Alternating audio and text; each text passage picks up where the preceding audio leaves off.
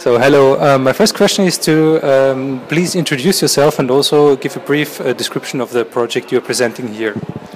My name's Rachel Perkins, and I'm currently the chair of Equality 2025, which is a UK cross-government strategic advisory group on disability issues.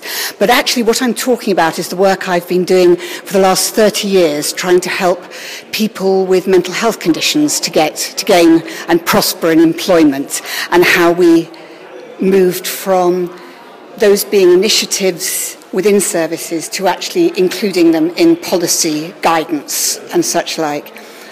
I think one of the challenges we face in the mental health world is that too often those of us with mental health conditions get stuck in the health service, and people only ever think about our symptoms and our problems.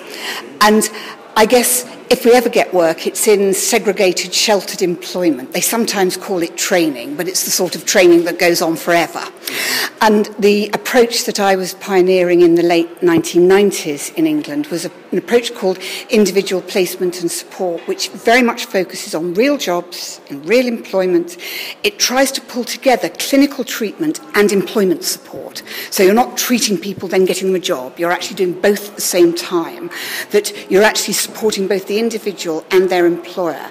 And you can support them without limit of time.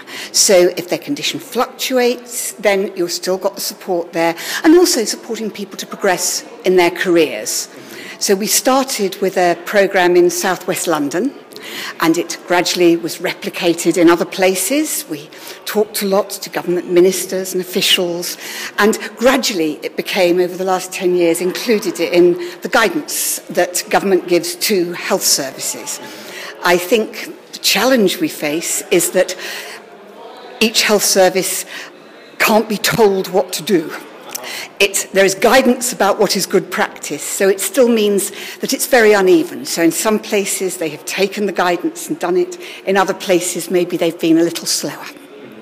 Do you see, for international rollout, do you see any obstacles like on this? I mean, certainly the approach has been examined in research in many places in the world, and certainly a lot of places in Europe, North America, obviously, where it started, Australia, New Zealand, Hong Kong, have all been approaching, using this kind of approach. I think the challenge is how we bring together employment services on the one hand and health services on the other, so people don't get stuck in health services with no attention to the rest of their lives. And I think internationally, from my experience, the separation of employment and health poses us all with similar challenges.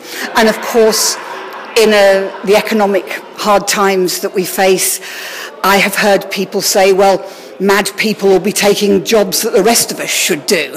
I think there is sometimes an assumption that people with mental health conditions come at the bottom of the heap, which is absolutely wrong. And unless we can do this in times of difficulties, we will just see people falling further and further out of our communities.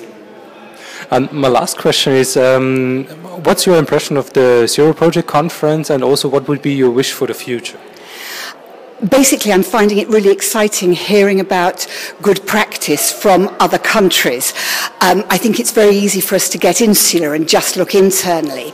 And at the moment, the UK government are developing a disability employment strategy, and I will certainly be taking to my advice on that strategy, all the examples of good practice that I see here. So for me, it's a very useful conference and a very useful time to be having that conference.